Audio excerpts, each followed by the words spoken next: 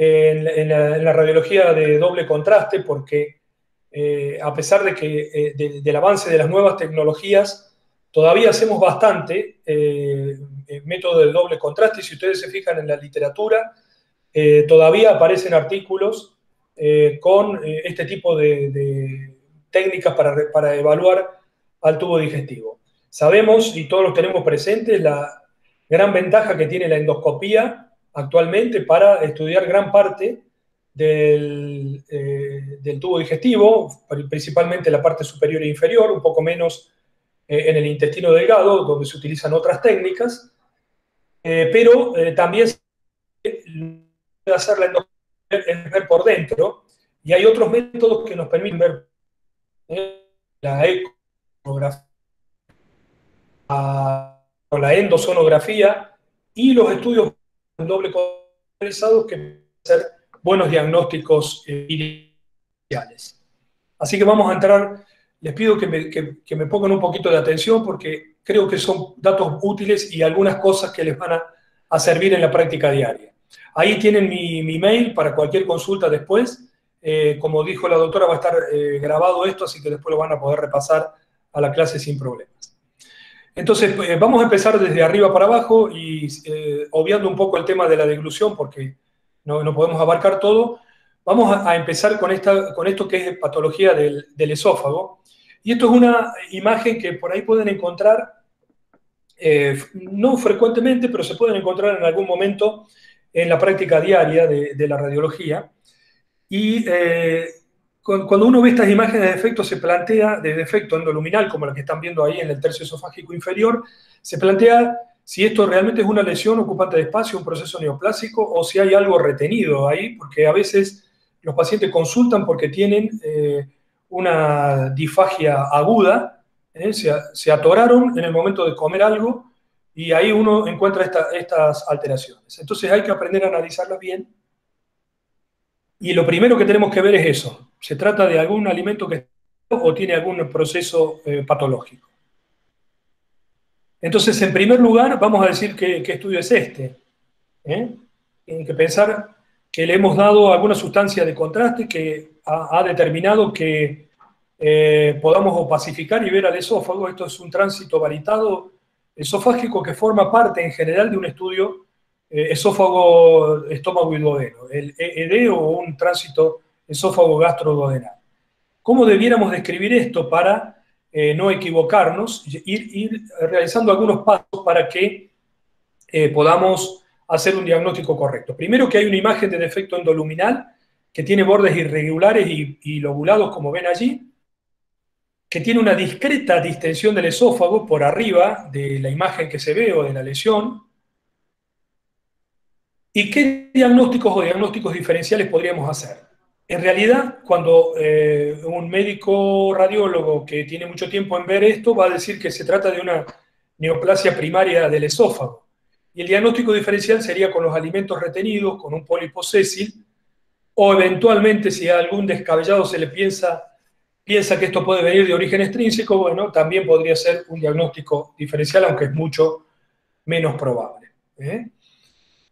Entonces, ¿cuáles son los tips de este tipo de alteraciones? Es analizar a la lesión en conjunto en primer lugar. Es decir, ver bien cómo es la morfología de la imagen de defecto que estamos viendo, que es la que está allí, marcada con esas flechas negras, y analizar muy bien el aspecto de los pliegues mucosos. Por ejemplo, aquí vemos que estos pliegues, incluso ese que está señalado con la flecha más cortita debajo, continuo, aspecto nodular e irregular. Fíjense que las flechas rojas están marcando dos estructuras que es muy difícil que se trate de un evento porque redondos, homogéneos, lo queda tapando al esófago de alguna manera. De modo que esto que estamos viendo allí son pliegues longitudinales alterados por un proceso neoplásico que está creciendo hacia la luz del esófago. Y además hay que analizar la pared. Y en este caso vamos a encontrar, como vemos en la imagen de la izquierda con las flechitas en verde, cómo hay escotadura y una cierta rigidez si uno va viendo estudios en forma seriada imágenes, perdón, en forma seriada, que hacen que esto, por supuesto, no ocurra cuando hay algo que está dentro de la luz obstruyendo, por ejemplo, un resto de alimento, y lo cual provocaría un aumento del diámetro y una expansión parietal y no una retracción. Y además, un dato muy importante que va en contra de una retención de un alimento es que no hay acalasia. Fíjense más abajo, más cerca del techo gástrico, cómo los pliegues relativamente recuperan su morfología normal a la altura del techo gástrico o de la región cardíaca. Entonces, esta es la endoscopía que se hizo de ese paciente, donde se ve la lesión vegetante hacia la luz del esófago, pero es muy importante que nosotros ya hayamos advertido al gastroenterólogo de que se trata de esta alteración. Y una pregunta muy importante es cómo se denomina el cáncer en esta localización, y esto es lo que me gustaría que se lleven y lo tengan presente, porque hay conceptos nuevos acerca de los tumores del tercio esofágico inferior. Entonces, cuando tenemos una lesión en ese nivel, se trata de una lesión, un carcinoma o un tumor de la unión esófago-gástrica. Y esto ha tenido en los últimos años un gran auge de publicaciones internacionales para determinar la utilidad de denominar a esta localización como cáncer de la unión esófago-gástrica. Y se usa esta clasificación de Sieber, que la divide en tres tipos: el tipo 1, el 2 y el 3. El 1 es el adenocarcinoma del esófago distal, el 2 es el carcinoma del cardias y el 3 es el carcinoma subcardial. Entonces, esta clasificación nos permite, como ven aquí en los gráficos, el tipo 1 es un tumor que está arriba de la región cardial, es el tipo 1, y se encuentra, como dice ahí a la derecha, entre 5 y 1 centímetros proximal a la línea Z, que ya vamos a ver cuál es. El tipo 2 está entre 1 centímetro proximal, y 2 centímetros distal a la línea Z, ahí lo tienen en el gráfico del medio, y el tipo 3 está entre 2 y 5 centímetros por debajo o a la altura de la línea Z. Entonces, esto es muy importante porque nos posiciona en una especie de consideración diferente de la patología neoplásica del esófago distal. Yo les puse en un diapo, que no sé si todos lo alcanzaron a ver, en una pequeña presentación PowerPoint para que la vean, esta pregunta: ¿qué es y para qué sirve esta clasificación de Sieber? Y vamos a pasar a contestarla ahora. Esta se llama Sieber y modificada por Stein, es así como se la denomina actualmente, y a partir del año 2014 aproximadamente empezaron las discusiones entre los oncólogos y los cirujanos para ver si realmente tenía importancia o no.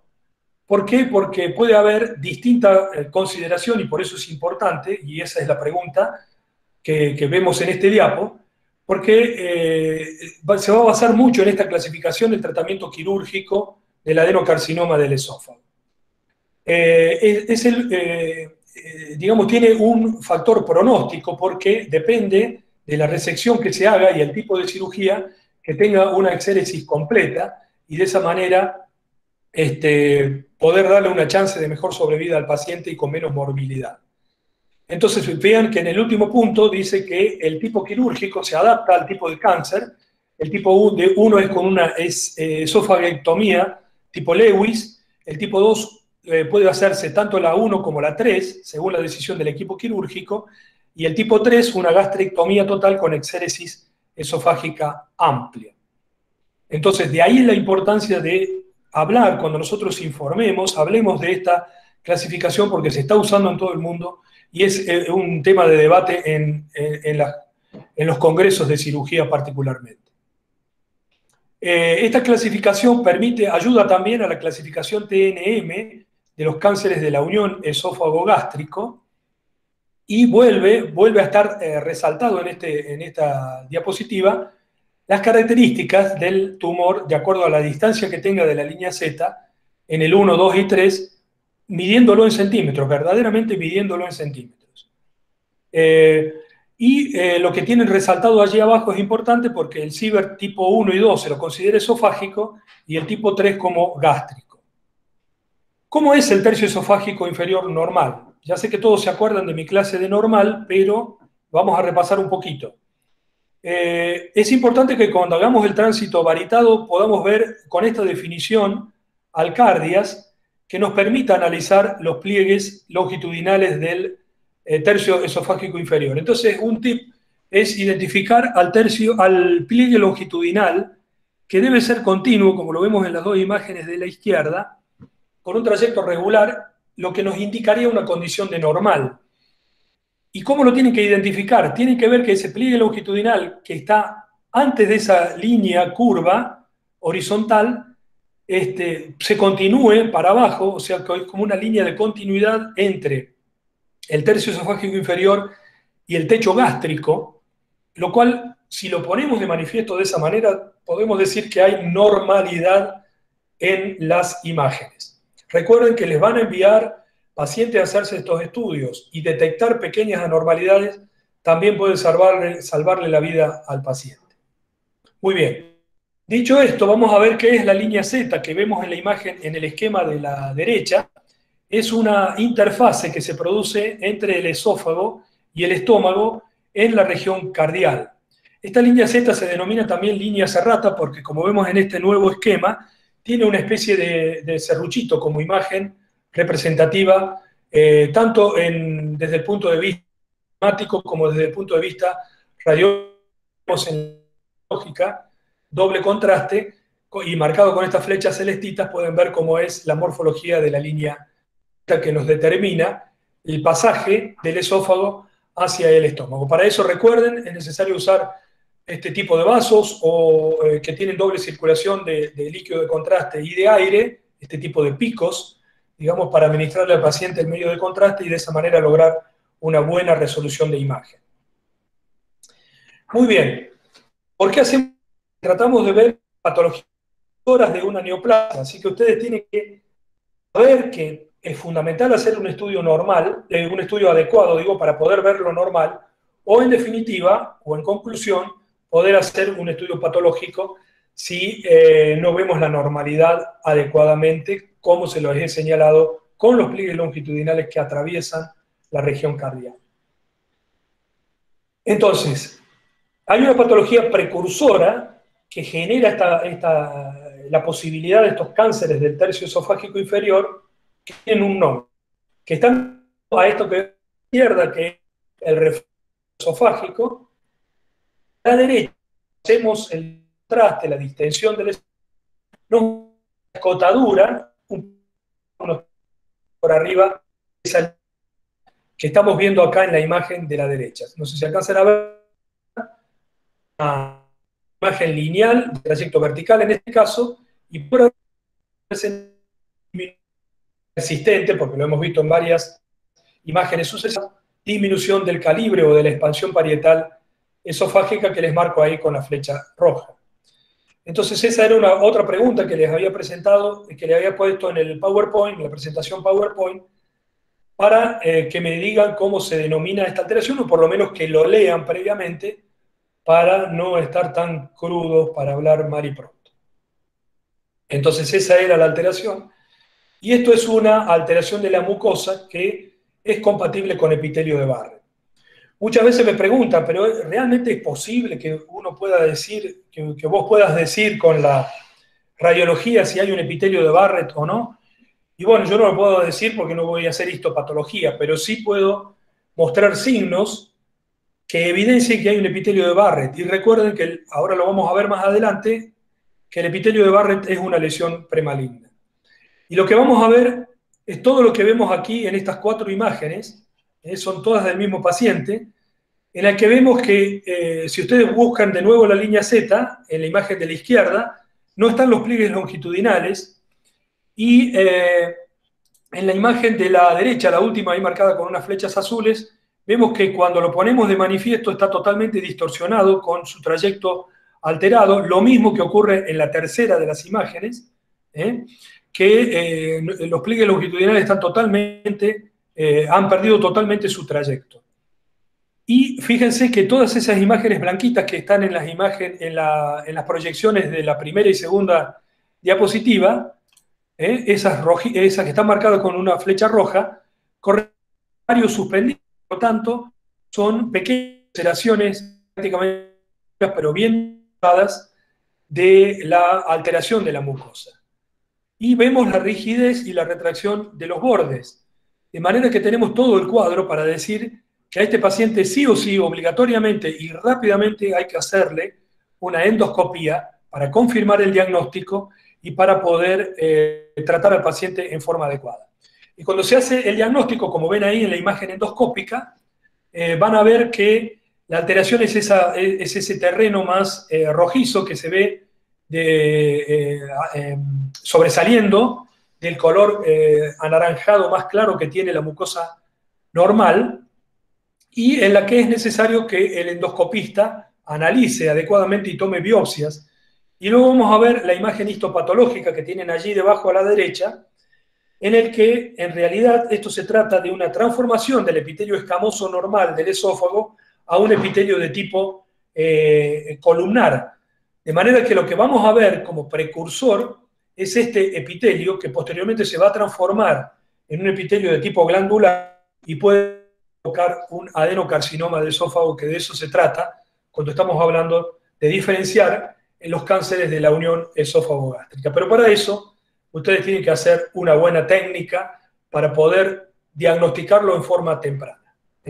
Si no lo sospechamos en una RX de esófago que nos enviaron, porque el paciente tenía reflujo, dispepsia o lo que sea, nos perdemos en la oportunidad del diagnóstico porque tal vez el gastroenterólogo se quede con el reflujo, lo trata y no le hace la endoscopía para diagnosticar este proceso. Fíjense que en Argentina hay una estadística que dice que el 23% de la población sufre de reflujo gastroesofágico y que en esos que tienen reflujo gastroesofágico el 5% tiene chances de descubrírsele en la endoscopía un epitelio de Barrett. Y a la vez ese epitelio de Barrett tiene un riesgo de desarrollo de hasta el 30% de un adenocarcinoma. Por otro lado, el 95% de los adenocarcinomas están relacionados con el Barrett cuando se producen en el esófago distal. Y el aumento del riesgo de Barrett para transformarse en patológico, y esto lo tiene que ver el endoscopista, es cuando la extensión de ese epitelio es mayor a 5 centímetros de longitud. Y también, a veces hay que, tengan en cuenta, analizar, esto es otro tip, tengan en cuenta analizar las paredes del esófago cuando lo están evaluando, y vean cómo es en el lado que están estas flechas fucsia, con el otro lado que tiene un aspecto filiforme. Estos son cánceres tempranos del esófago y son cambios sutiles, y por ahí si tienen dudas, y esto lo han visto en 2 o 3 proyecciones, y tienen dudas de si es o no es, sugiéranle al gastroenterólogo que le haga la endoscopía, que no se pierde nada, y que le pueden diagnosticar un cáncer temprano y mejorarle la expectativa de vida al paciente. Así que es muy importante. Entonces, ¿cuáles son los tips que se tienen que llevar para acordarse y cuando hagan estos estudios o analicen el esófago? Adquirir varias imágenes en primer lugar. O sea, no se queden con una sola imagen para decir que es normal o que es patológico. Hay que hacer, hoy tenemos la posibilidad de guardar las imágenes digitales, no gastamos plata en placas radiográficas, por lo tanto, si bien irradiamos un poquito más al paciente, hay que hacer buenos diagnósticos. Entonces, ¿por qué adquirir varias imágenes? Porque esto nos va a observar si el hallazgo se repite y podemos comparar los bordes en varias imágenes sucesivamente para decir si esto que estamos viendo allí es sospechoso de una patología o no, que este sí lo era. Ahí había un cáncer temprano de esófago. Pero también podemos encontrar estrecheces, destrucción de la mucosa, ulceraciones, bordes angulados, linitis y formas varicoides. Y esto es lo que queremos evitar. Queremos tratar de hacer el diagnóstico en forma más temprana y que no nos caigan los pacientes para ver un cáncer estenosante semiconcéntrico, vegetante botrioide o estenosante concéntrico, como vemos sucesivamente en 2 imágenes de cada paciente diferente, como los que tenemos aquí. ¿Cuáles son los aportes de la tomografía computada en este cáncer de la unión esófago-gástrica? Son que nos van a mostrar la extensión por fuera de la lesión que vimos en la radiología Y como vemos en la imagen de abajo, perdón, con una flecha verde muy finita se ve allí, también identificar si hay ganglios linfáticos, que son muy importantes para la estadificación del cáncer. Aquí vemos un cáncer de la unión esófago-gástrica, entonces, con la imagen de arriba a la derecha que nos muestra el compromiso esofágico y con la imagen, las dos imágenes de abajo que muestran la extensión hacia el cardias en un cáncer muy avanzado. ¿Y cómo debemos describir? Estas son reconstrucciones sagitales, coronales y sagitales del mismo paciente, en la que tenemos que describir cuál es la extensión del tumor, esto es lo que tienen que informar, evaluar a los ganglios linfáticos, después veremos si estos son patológicos o no, pero los tenemos que mencionar si están visibles, porque normalmente no los vemos, y si están por algo ha de ser, pueden ser inflamatorios, pero tienen altas chances, si toman contraste, si tienen bordes irregulares, de ser metástasis, y sobre todo evaluar la relación con la aorta. Entonces es importante también hacer inyección de contraste en base arterial para ver cómo muestra la flecha verde ahí en la última de las imágenes, cómo está la pared de la aorta y analizar finamente, hacer zoom y ver si hay alguna irregularidad de la pared que nos haga pensar que está infiltrada o no. Y además la relación que tiene con el tronco celíaco y la arteria mesentérica superior para poder ir al cirujano si es resecable o no y realizar una estancia con tomografía computada. Y una cosa que se tienen que acordar, que les marco ahí con un círculo rojo, es que de alguna manera hay que opacificar el esófago y mantenerlo opacificado durante la adquisición. Y esto a veces no se logra si le damos de tomar yodo líquido. Entonces nosotros preferimos darle una sustancia espesa como un yogur firme, mezclarlo con 2 o 3 cucharaditas de yodo para que tampoco nos dé tanto artefacto, y de esa manera van a tener el esófago pacificado durante los segundos que dura la adquisición helicoidal y tener de esa manera una bonita imagen que sea gráfica, pero al mismo tiempo que sea bien diagnóstica.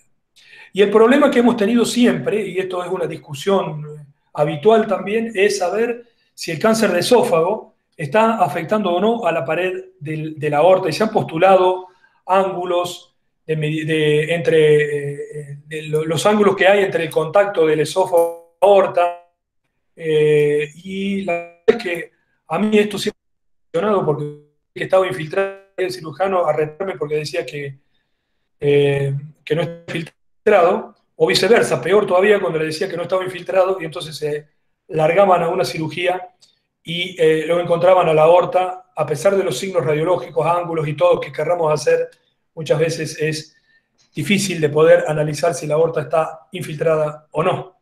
Entonces surgió afortunadamente la endosonografía, que puede evaluar mucho mejor la extensión local ahí muy cercana y nos puede decir si la aorta está infiltrada o no con mucha certeza, mucho más que la tomografía computada.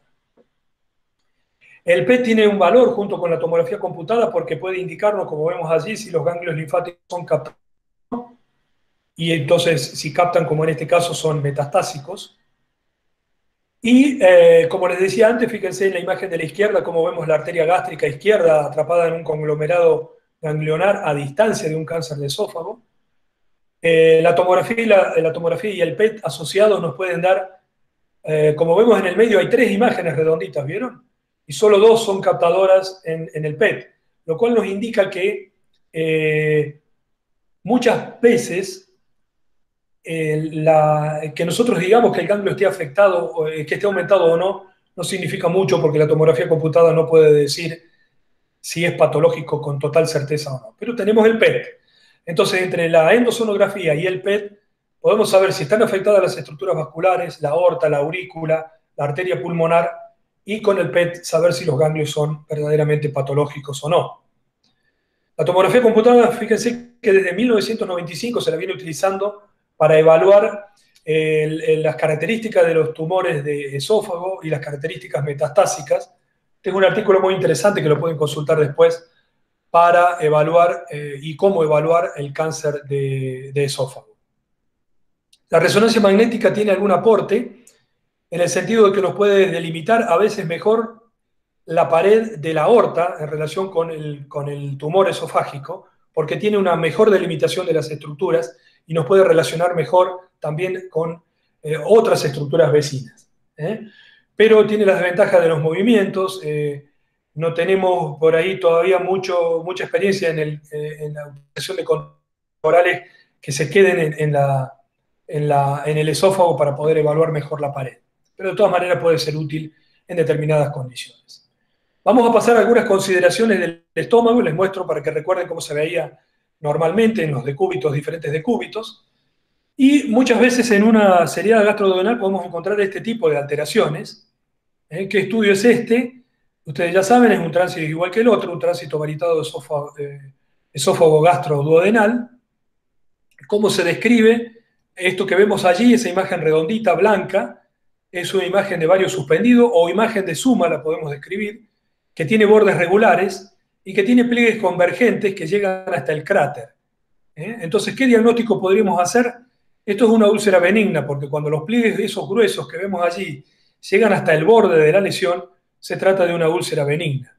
Y el diagnóstico diferencial es saber cómo diferenciarlo de una úlcera gástrica maligna, y en algunos casos que puede tener esta apariencia de benignidad en un linfoma, y habrá que basarse un poco en la clínica del paciente. ¿Cuáles son los tips a analizar acá? A recordar acá, perdón, es analizar a la lesión en conjunto, es ver bien el aspecto de los pliegues mucosos, que tengan un trayecto continuo, que no sean de tipo nodular y que sean con bordes regulares, como vemos allí, señalado con las flechas rojas. Y después analizar la pared, si hay rigidez o escotadura en alguno de los bordes del estómago cuando hagamos las imágenes más panorámicas. Porque esta era otra pregunta que les había puesto en el PowerPoint, que seguramente todos vieron ayer, que digamos, ¿qué es esta lesión que estamos viendo? ¿Cuál es en los exámenes para el cáncer gástrico? Y después una cosa que tienen que tener en cuenta, porque ustedes tienen que hablar también el mismo idioma que los gastroenterólogos y los endoscopistas, es saber cómo se clasifica el cáncer gástrico temprano y cuál es finalmente el rol, era otra pregunta, de la tomografía computada en el cáncer gástrico. Fíjense en este paciente que las flechas rojas de arriba a la izquierda están mostrando una imagen redonda suspendido, y en la otra flecha más hacia afuera está mostrando las características de los pliegues bien nodular, bien grueso y bien nodular. Y la flecha amarilla nos está mostrando el grado de esclerosis, o como se llama, el fenómeno desmoplástico que tiene la pared. En realidad lo que está mostrando es el espesor parietal engrosado por causa de un tumor evidente, en este caso maligno, como lo muestra la endoscopía. Entonces lo que vemos allí son, les agregué aquí abajo, en las imágenes radiológicas, cómo esos pliegues que ven en las dos imágenes inferiores son nodulares, tienen como aspecto de dedo pulgar o de dedo de guante, se interrumpen en su trayecto y se alejan de la zona ulcerada. Es lo que nos muestra la endoscopía en estos casos donde el tránsito esófago gastroduodenal nos muestra imagen de vario suspendido y de suma igual que la otra, pero con bordes irregulares, con pliegues distorsionados y con un trayecto que se interrumpe, con aspecto nodular y como dedos de guante, por lo tanto se trata de una úlcera gástrica maligna. Si ustedes recuerdan la imagen de la úlcera benigna, esto es totalmente distinto, y estos pliegues de ese tamaño y de ese aspecto tan feo realmente deben hacernos pensar en una úlcera gástrica maligna. Entonces, de vuelta a los tips, a guardar serían analizar la lesión en conjunto, ver bien el aspecto de los pliegues y analizar la pared para ver si hay, como les muestro ahí con la flecha verde, escotaduras o rigidez parietal que es persistente en las diferentes imágenes que vayan a obtener.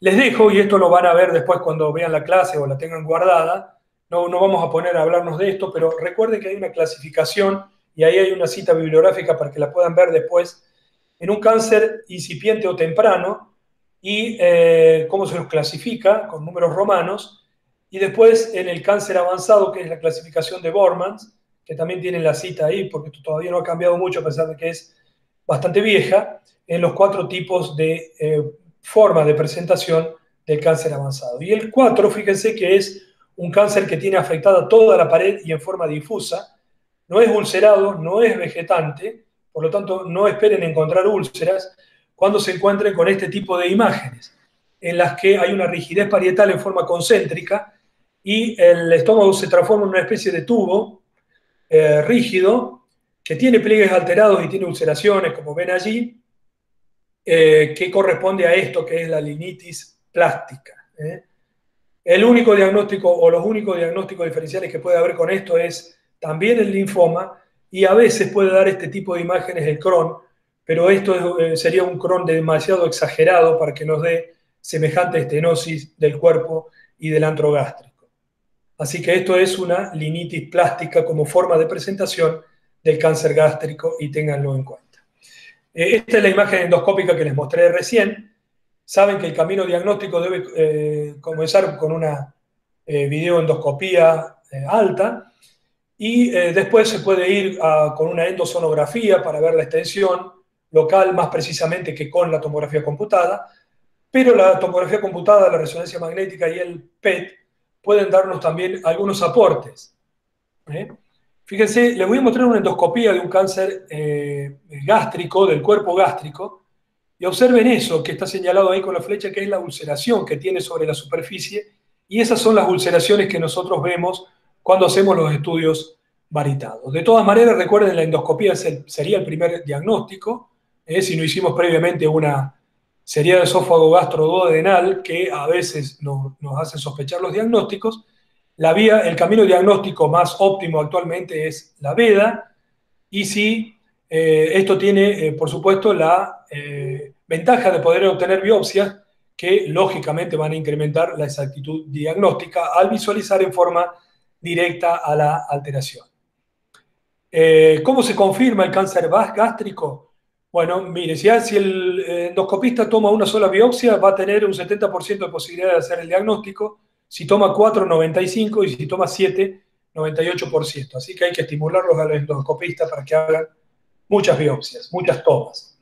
La tomografía computada nos puede mostrar esta calamitosa presentación de un cáncer gástrico tipo linitis, con un engrosamiento difuso de las paredes que afectan al cuerpo y al antro gástrico, como vemos allí, y también analizar en las diferentes fases.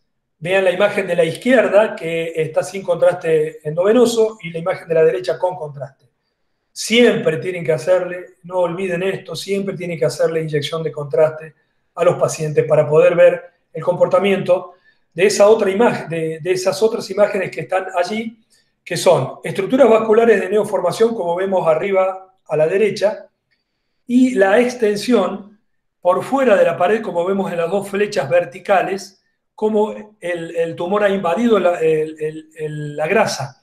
Entonces ahí ustedes tienen que informar, amplíen la imagen, díganla bien y díganle al cirujano o al oncólogo cuánto tiene de espesor afectado el tejido graso por fuera del cáncer.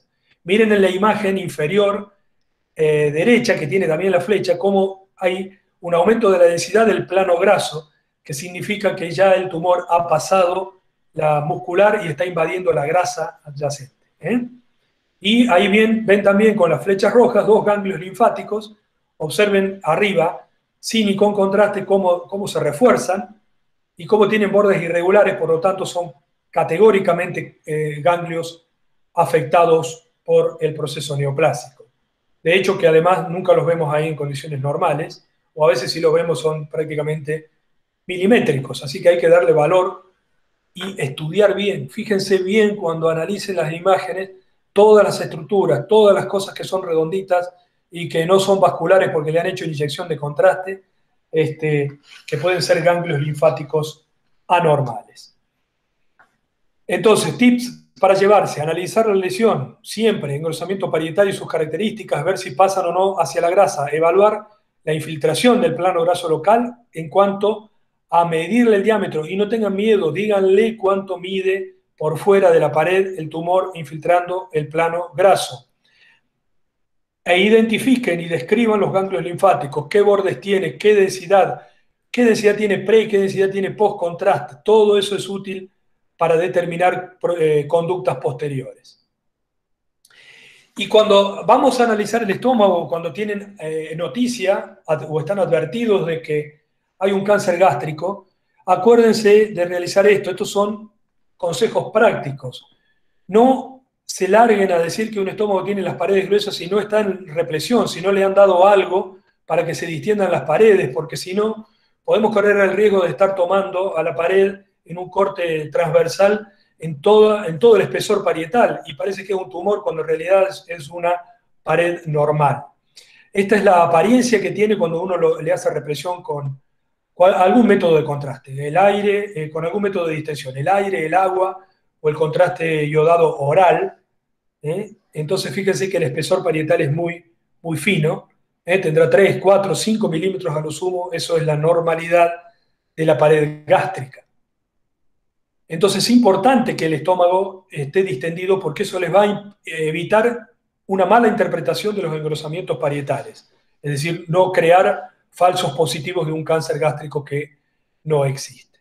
Cuando tenemos represión parcial del estómago, sin embargo, y vemos estos engrosamientos parietales como este de la curvatura menor del cuerpo gástrico y esa imagen vegetante que están bien señaladas las dos ahí con la flecha, bueno, ahí tampoco nos quedan dudas, a pesar de que no haya una gran distensión, porque no estamos evaluando un engrosamiento parietal, sino una masa vegetante hacia la luz gástrica.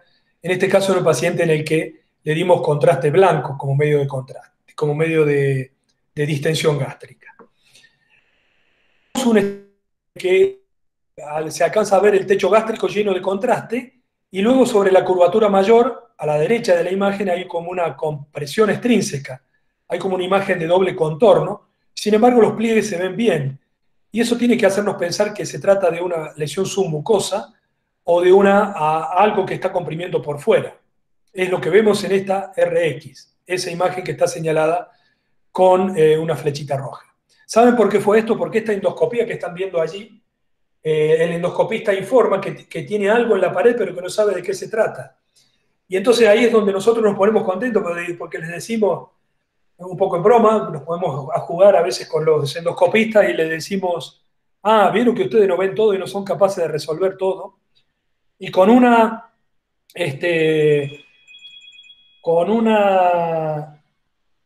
perdón, un segundito, con una simple RX le podemos decir que eso es una compresión extrínseca. Y si todavía le quedan dudas, hacemos una tomografía computada, lamentablemente irradiando al paciente, pero vemos que el paso que está haciendo a la gástrica y no había ninguna patología. Y entonces le podemos ganar algunos desafíos al endoscopista cuando hacemos las cosas bien. Les repito entonces, miren la similitud que tiene esta tomografía computada con las imágenes endoscópicas que están ahí abajo, este engrosamiento céntrico, la pared gástrica, en una distensión con aire. Así que vean, ustedes elijan lo que más quieran, lo que más les guste, perdón, o que tengan, le pueden dar comprimidos efervescentes, le pueden dar agua, pueden dar blanca, o distensión blanca, con un medio de contraste blanco, que a mí no me gusta mucho porque al tener blanco el contenido del estómago, después cuando uno hace contraste no puede ver si la pared está tomando contraste de la sustancia iodada endovenosa o no. Digamos, todo se vuelve blanco, ¿no? Entonces a mí me gusta más el aire o el agua cuando estoy estudiando el estómago. Entonces ahí vemos el engrosamiento, las dos flechas están mostrando el engrosamiento y el ganglio linfático. La endoscopía puede ver el engrosamiento, pero no va a ver el ganglio linfático que está por fuera, o cuántos ganglios linfáticos hay. Y además la tomografía computada sobre la endoscopía, por ejemplo, nos puede mostrar cuando hay fístulas con otros órganos, en este caso una fístula con el colon de ese cáncer gástrico que estamos viendo allí, la fístula marcada con la flecha color fucsia. Entonces esto es un cáncer gástrico con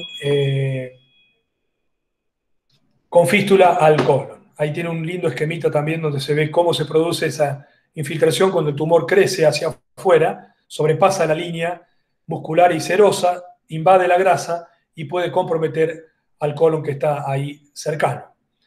Pero además, fíjense en este paciente que tenía un cáncer gástrico que vemos en las dos imágenes de arriba, cómo también con la tomografía computada podemos comenzar a estadificar, ver ganglios retroperitoneales, lateroórticos izquierdos que infiltran la salida del uréter y por lo tanto dan uronefrosis, y cómo está englobado el tronco celíaco por ganglios o tejido tumoral, también con una tomografía computada. El aporte que tiene el PET es escaso en el cáncer gástrico porque tiene muchos falsos negativos. Hay tumores que son ávidos de la FDG y otros que no. Y como no tenemos otros marcadores todavía disponibles porque no estamos cerca de ciclotrones, un poco el uso del PET está limitado bastante en el estudio del cáncer gástrico.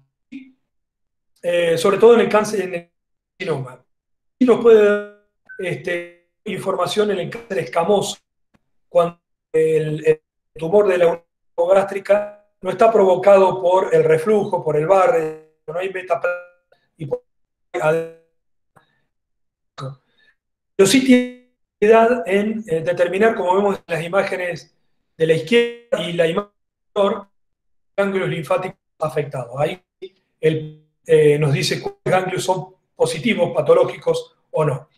Y esto tiene importancia, lo de los ganglios, porque no es porque sí, ¿no? Que nosotros digamos así livianamente si hay ganglios afectados o no, porque difiere mucho la cirugía que se va a hacer. El tema que nos muestra, dice, diferentes tipos de 1, 3 que usan los cirujanos, ver qué ganglios linfáticos de todos los mecanismos que vemos en el esquema van a ser resecados de acuerdo al tipo de cáncer que nosotros le estemos con nuestro aporte, ya sea con la tomografía, con la sustancia varitada o con la resonancia magnética. Siempre está a la vanguardia la ecoendoscopía también para evaluar la pared y la extensión cercana como método de diagnóstico. Afortunadamente tenemos algunos aparatos en Córdoba ya que están haciendo ecoendosonografía, por lo tanto hay que utilizarlo también en forma adecuada. La resonancia magnética, al igual que la tomografía computada, si tenemos aparatos de Wellens con distensión gástrica, nos posibilita hacer que con la tomografía computada, estadificación local inicial, evaluación de la pared y metástasis a distancia. Pasamos rápido, estos son algunos conceptos que les he dado sobre el esófago y el estómago, que son pocos en realidad, pero con algunas ideas que le pueden ayudar en la práctica diaria. Vamos a ver ahora el intestino delgado. Cuando les di la clase de normal del intestino delgado, les dije que esto se llama tránsito de intestino delgado, y esto es este estudio que están viendo ahí en la imagen, que tiene, como ustedes pueden ver también, opacificado todo el intestino delgado, todo el yeyuno y todo el ilion en forma simultánea. Eso es lo que hay que lograr, como les dije, cuando estábamos haciendo, cuando estábamos viendo lo normal. Mucho líquido, varitado, diluido, el estómago siempre lleno, el paciente en decúbito lateral derecho, hace que no se superponga aire, no se interponga aire entre el bario que le hemos dado al paciente, y de esa manera logramos esta bonita presentación de una panorámica de un intestino delgado que se opacificó en forma completa, y ya vemos también al colon opacificado, pero siempre todo el intestino delgado opacificado es importante para el diagnóstico definitivo. ¿Cómo se describe? Ustedes tienen que hacer una evaluación general, ver la distribución de los pliegues, la motilidad, cuánto duró el tránsito intestinal y fundamentalmente, y se los pongo resaltado con otro color, ver las características de la última asa ileal. Los endoscopistas a través del colon pueden ver a la última asa ileal, y la última asa ileal es el asiento principal de la patología del intestino delgado, tanto inflamatoria como granulomatosa como tumoral. Por lo tanto, hay que verla bien. Y saben ustedes que no hay otra forma de ver al intestino delgado hoy en día que no sea con la sustancia varitada o con la entero-TC o la entero-RM. Está la píldora, esta que tiene camarita y que hace la videocámara, que hace que podamos adquirir un gran número de imágenes siguiendo el tránsito del intestino delgado. Pero eso requiere después un gran tiempo de un médico que analice las imágenes, se vuelve tedioso, no es económicamente rentable para el que hace eso por el tiempo que pierde, porque no se le paga lo que se le debe. Por lo tanto, es un método que está limitado en su uso, al menos es lo que creo yo. Entonces acá tenemos un campo para trabajar, al que le guste el abdomen, un campo para evaluar el intestino delgado, ya no tanto con la sustancia varitada como le estoy mostrando acá, porque acá sí les diría que esto por ahí no es el primer método de diagnóstico, pero sí hacer énfasis y estimular a los médicos a que pidan entero TC y entero RM, porque realmente brinda muchísima información que no está al alcance de la endoscopía, como les digo. Entonces, ¿cuáles son los puntos que ustedes se tienen que recordar? Es que hay que analizar geográficamente bien a todo el intestino delgado, ver bien los aspectos de los pliegues mucosos que ya les enseñé, los pliegues en tipo helecho arriba y a la derecha, y en pliegues de moneda o más lisos abajo y a la izquierda de la imagen que están viendo, que nos muestran cómo se distribuye el yeyuno y el ileón. Porque cuando hay un síndrome de mala absorción, por ejemplo, se yeyuniza el ileón y se ileiza el yeyuno. El yeyuno pierde las válvulas conniventes, todo el tejido glandular y se vuelve una mucosa lisa, y es muy importante y simple hacer el diagnóstico diferencial, hacer el diagnóstico de enfermedad celíaca o de mala absorción, en todo caso, con un tránsito de intestino delgado. Luego tienen que analizar los espacios entre las asas, cuando vemos estos estudios, no debe ser menor a 3 centímetros, y también ver el calibre y el espesor parietal. El espesor parietal es más o menos de 3 a 5 milímetros, el calibre es de 3 centímetros aproximadamente, y siempre tenemos que tener el llenado continuo de todo el intestino. Y una recomendación, si van a hacer estos estudios, tienen que estar junto al paciente, no se tienen que ir a hacer una ecografía y volver. El médico que se comprometió a hacer el estudio lo tiene que hacer eso ahí con una cuchara exploradora que viene con los aparatos, y mover el intestino y tratar de separar las asas para tratar también de identificar cambios inflamatorios o lesiones tumorales. Y eso les permitirá, como ven en las 4 imágenes de la izquierda, detectar algunas lesiones endoluminales.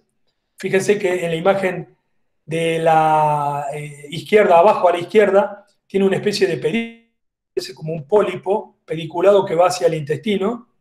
Pero fíjense también como cuando lo comprimimos con la imagen arriba a la derecha, comprimimos, vemos que cambia la forma. Eso nos indica casi tácitamente que eso se trata de un lipoma dentro del intestino delgado.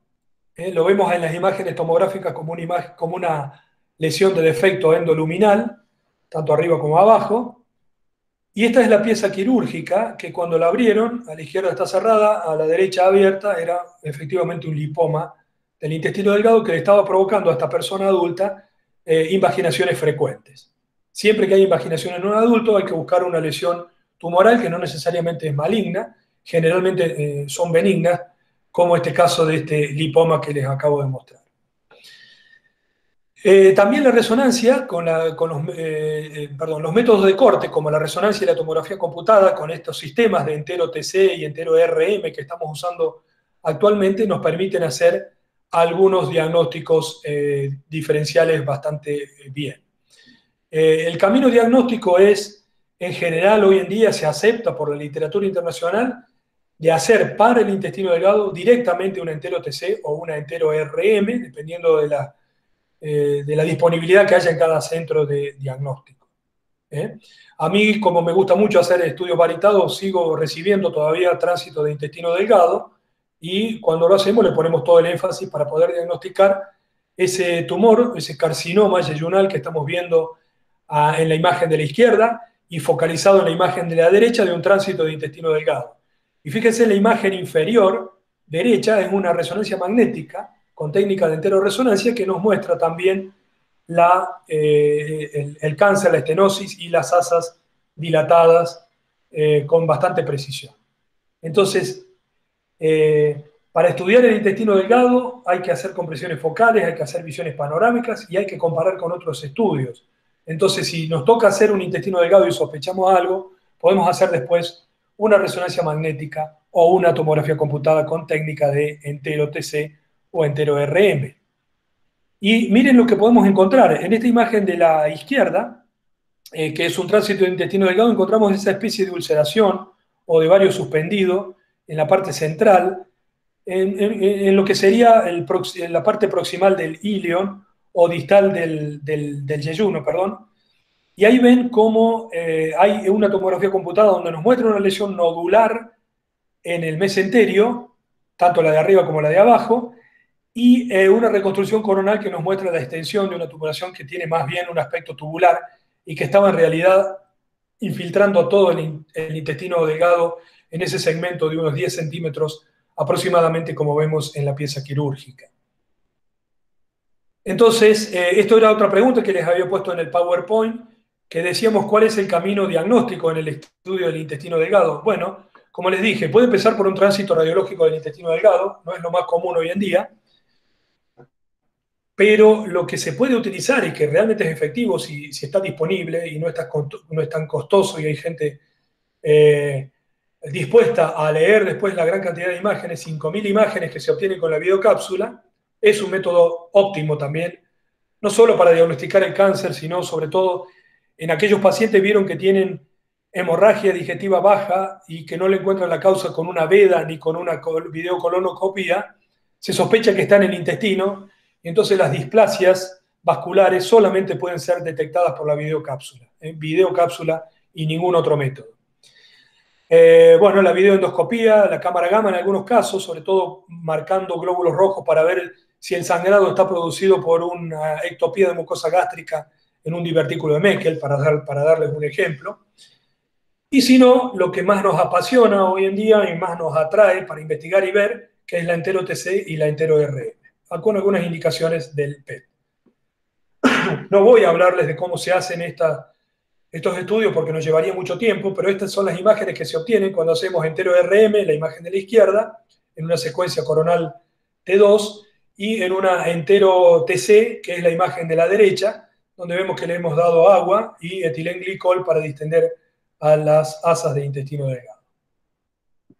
Una palabrita acerca del etilenglicol o la metilcelulosa que pueden usar para esto es que hay que dárselo con el paciente en el lugar media hora antes o 40 minutos antes, porque además recuerden que es un potente laxante, de manera que el paciente por ahí no aguanta. Si se lo hacen tomar en la casa y viene a la hora y media, se van a encontrar con que el intestino está vacío porque el paciente se tuvo que ir al baño, ¿no? Así que hay que hacerlo en el lugar. Y estas son imágenes que podemos obtener a través del entero-TC, un leiomioma, un pólipo adenomatoso, neurofibromas. Son todos casos que hemos ido recolectando, un adenocarcinoma, como vemos a la izquierda, en el centro un linfoma, y a la derecha un carcinoide. El tumor carcinoide es un es un diagnóstico muy importante que se puede hacer con tomografía, porque como ven en la imagen del medio con la flechita verde, se ve el nódulo mesentérico, y en la imagen de la derecha con la flecha rosada se ve el engrosamiento parietal, por lo tanto se obtienen las dos imágenes y las dos lesiones que forman parte del síndrome carcinoide. Y fíjense en las imágenes de abajo cómo hay distensión del asa que está afectada en forma segmentaria cuando se realiza una buena técnica de distensión del intestino delgado por medio de los artificios que usamos como el etilenglicol para poder tenerlo bien distendido. Una palabrita sobre el entero resonancia magnética. ¿Cuál es la mayor utilidad para que también se lleven como enseñanza? ¿Cuál es la mayor utilidad que tiene el entero RM? Es ver la última asa ileal y ver estas imágenes que, ayudados por la difusión, nos indicarán si el paciente tiene o no una enfermedad de Crohn. Alteración segmentaria de los últimos segmentos del intestino delgado, del ilion. Se puede hacer, por supuesto, siempre se debe completar haciéndolo multiparamétrico con una inyección dinámica del medio de contraste, que nos va a mostrar además también el refuerzo y la captación importante del medio de contraste en las zonas afectadas. Entonces siempre, recuerden estos puntos, realizar un estudio multiparamétrico con difusión, mapa de ADC y una inyección y un análisis dinámico post-contraste. Diferenciar la alternancia de zonas normales con las patológicas cuando se sospecha la enfermedad de Crohn y, muy importante, la secuencia de difusión, como van a poder ver en muchos artículos. Y para finalizar, vamos a ver la patología del colon. Este estudio que están viendo se denomina colon por enema con técnica de doble contraste, como les enseñé en la clase de normal. ¿Cómo describen? Tienen que hacer primero una descripción panorámica, es decir, cómo está distribuido el colon, si está en su lugar habitual, si hay una longitud exagerada o no. Si la longitud está exagerada en el sigma, hablen de dólico sigma. Si es del descendente o del transverso, hablen de dólico descendente o dólico transverso. Y si es todo el colon que está elongado, hablen de dólico-colon en forma general. Analicen si en estas panorámicas hay desplazamientos o si hay alguna variante anatómica. Y siempre, como ven en esta imagen que está aquí, que les muestro aquí, mencionar el aspecto de la última asa ileal y del apéndice. No tengan vergüenza en decir que el apéndice está en posición descendente interna y que está bien opacificado, por lo tanto no patológico, y que el intestino delgado tiene pliegues mucosos normales en la porción visible de la última asa ileal. Díganlo, porque es útil para el médico que está tratando o tratando de hacer tratando de tratar o tratando de hacer un diagnóstico en estos pacientes, ¿no? Los puntos entonces que tienen que llevarse son analizar la posición y el trayecto, tomar proyecciones múltiples siempre, acuérdense, porque eso nos ayuda a decir si hay verdaderamente una imagen patológica o no, utilizar elementos apropiados y de esa manera poder hacer diagnósticos diferenciales. No sé en los servicios donde ustedes trabajan, pero nosotros hacemos muchísimos colon por enema doble contraste todavía, y nos podemos encontrar con esta otra pregunta y responder esta otra pregunta que les puse en el PowerPoint previo, que es cómo se puede diferenciar un pólipo de un divertículo tomado de frente en un estudio de colon por enema. Y hay algunos sí. ¿Por qué les digo esto? Porque a veces hay pólipos y divertículos en el transverso y no hay forma de ponerlo de perfil al paciente o oblicuarlo de alguna manera para poder ponerlo de perfil al colon transverso. Yo les voy a mostrar acá cómo se hace con un colon descendente que tiene estas dos lesiones, que son bien diferentes, ¿ven? Ahí tienen un esquemita de cada una de ellas para ayudarles a verlo. Una tiene los bordes por fuera bien netos y el otro lo tiene por fuera difuminados. Entonces, el que está más arriba, con los bordes difuminados por fuera, es el B, que corresponde a un pólipo que tiene los márgenes internos bien netos y difusos los márgenes externos. Y el que está debajo, que es la imagen C del esquema de la derecha, en el que hay un divertículo que tiene el margen externo bien neto y el margen interno más difuso. Entonces, de esa manera, en una proyección de frente, podemos hacer el diagnóstico diferencial entre un pólipo y un divertículo. El de abajo es un divertículo, el de arriba es un pólipo. Y si los ponemos de perfil, porque acá sí podemos, porque cuando tenemos el enzima, al paciente lo ponemos de alguna manera oblicua o de perfil, y de esa manera vemos que se cumple que el de abajo, con la flecha roja, sobresale de la pared hacia afuera, por lo tanto divertido, y el de arriba, dentro de la luz, dentro de la pared, por dentro de la pared, hacia la luz intestinal, por lo tanto se trata de un pólipo. Entonces, ¿cuáles son los puntos que tienen que recordar? Tomar múltiples imágenes para que puedan repetir la visualización de los hallazgos, movilicen al paciente, despejen estructuras oblicuando el tubo o movilizando al paciente de nuevo, para que puedan estar seguros de que lo que están viendo es una alteración o que puedan estar seguros de que es normal. En el estudio del colon por enema, fíjense que hay algunas cosas interesantes porque es posible detectar el 98% de las lesiones del colon, si son mayores de 1 centímetro, y si son menores, hasta un 96% cuando se hace una técnica de doble contraste. Y no les estoy mintiendo. Recuerden que si encuentran un pólipo de 5 milímetros, no lo asusten al paciente, porque el endoscopista o el cirujano le va a decir que la mayoría son hiperplásicos y que es casi posible transformarlos. Pero sí que al paciente hay que controlar de alguna manera. Podría ser el método de detectar pólipos en pacientes que tienen o alto riesgo de cáncer.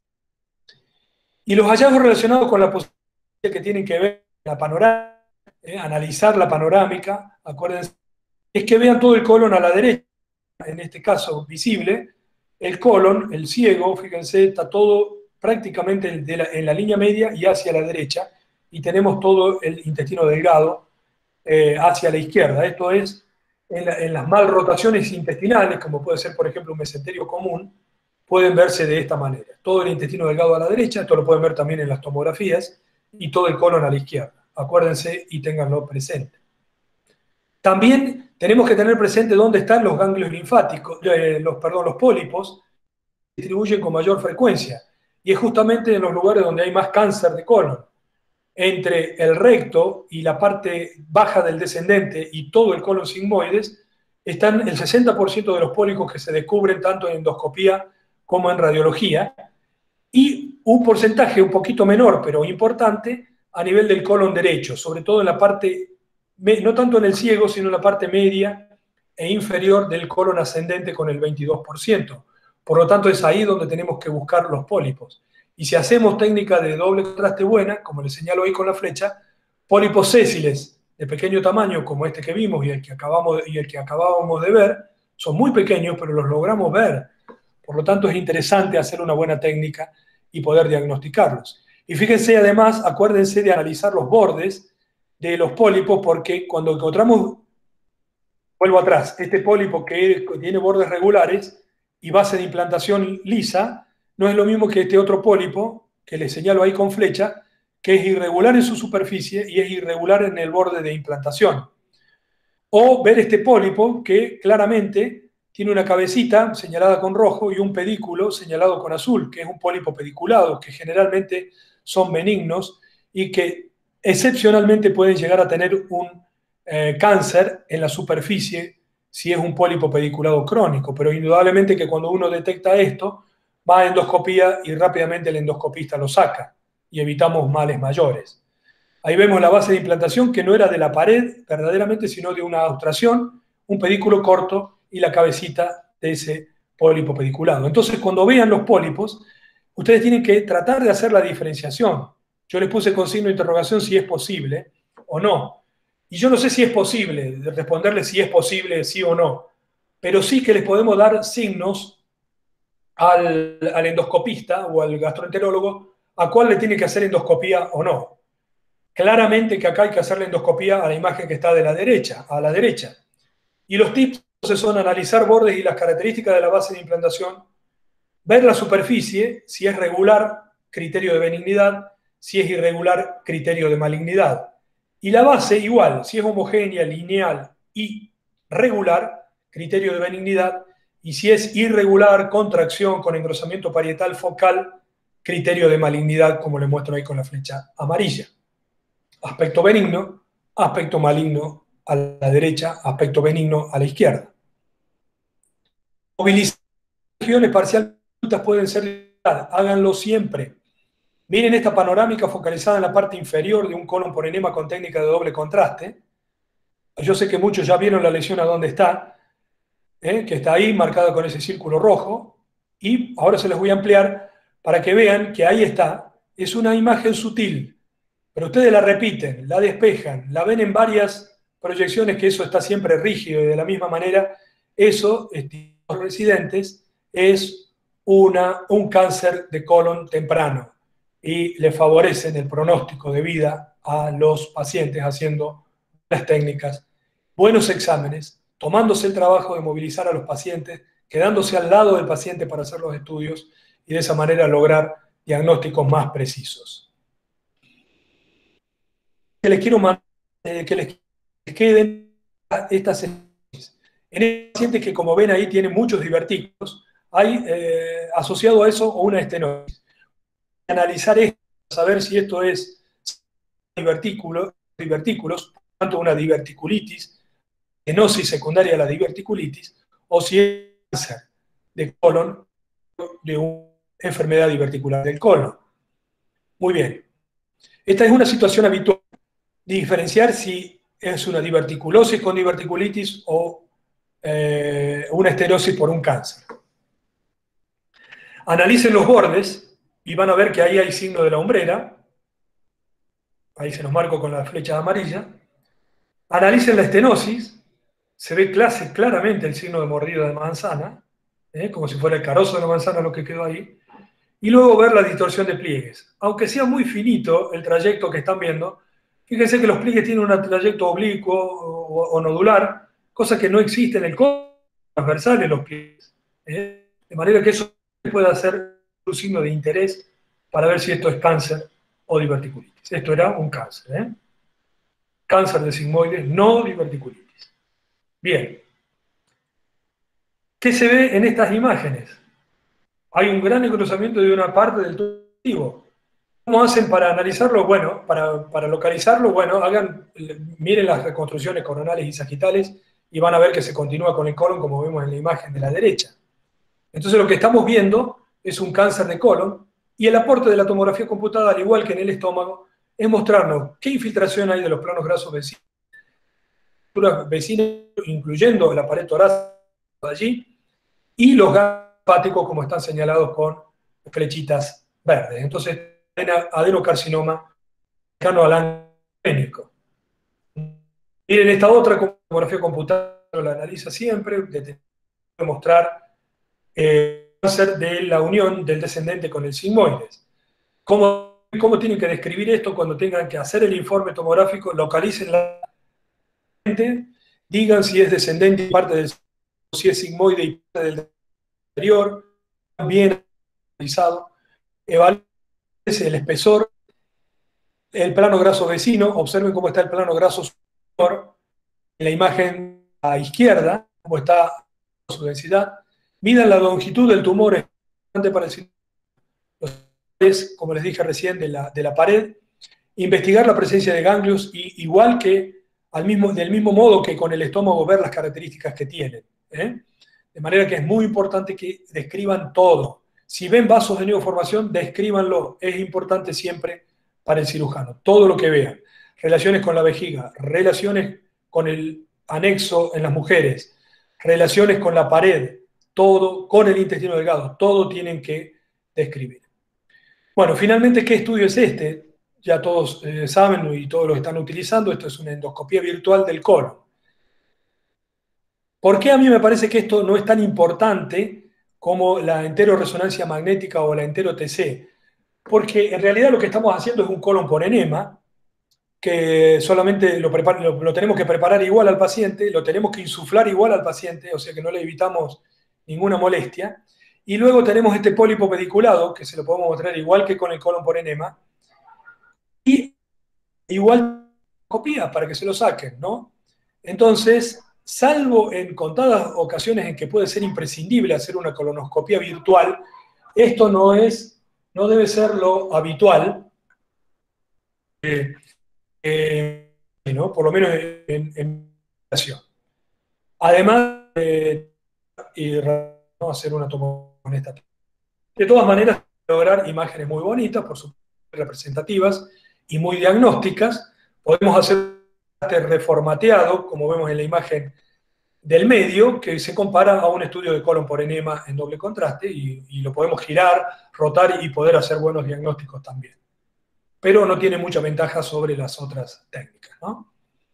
¿Cómo se ve en una tomografía computada? Y tienen un carozo de manzana o una manzana a la izquierda en un doble tomografía, ya también pueden hacer el diagnóstico. ¿Cuál es el diagnóstico? La última de las diapositivas de la presentación que les dejé para que lean. ¿Cuál es el diagnóstico en el estudio del cáncer del colon? ¿Y cuáles son los mejores métodos de diagnóstico para estadificar el cáncer recto local? Y con esto vamos a terminar. El diagnóstico es videocolonoscopía, colon por enema, si es necesario, para ver más panorámico. Y si no, pasamos directamente a la TC, eventualmente a una colonoscopía virtual, pero si ya le digo colonoscopía, no le vamos a hacer una colonoscopía virtual. Resonancia magnética, especialmente en el estudio del recto, y la endosonografía para ver, para ver también los cánceres de recto. La entero-TC y la entero-RM, perdón, el estudio tomográfico, no entero, ahí me equivoqué, perdonen, tomográfico de resonancia magnética, pueden localizar también tumores, y a veces incluso en pacientes que están estudiados por otra causa. Y por último, algún valor del PET y la tomografía computada, sobre todo en la valoración de las metástasis. Lo último que les dejo es que recomendarles el interés en hacer el uso de la variable distance para el diagnóstico, la interpretación y la estadificación local del cáncer de recto en resonancia magnética.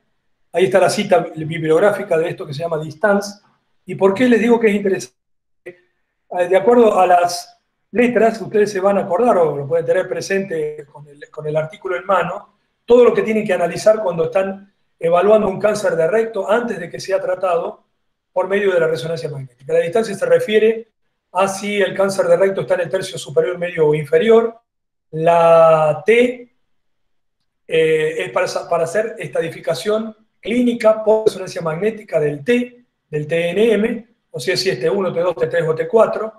La A es ver el estado, la relación que tiene con el complejo del esfínter anal, y se lo va a clasificar en E1, E2, E3, E4. Ustedes lo pueden consultar en el artículo. El N es el estadio ganglionar, N0, N1, N2, de acuerdo a lo que se vea en el estudio por resonancia magnética. Muy importante para el cirujano es saber cómo es el margen de resección circunferencial, RM. Tienen que medir la distancia entre el borde del tumor y la fascia mesorrectal para que puede ser o no resecable de entrada, o si requiere de neoadyuvancia.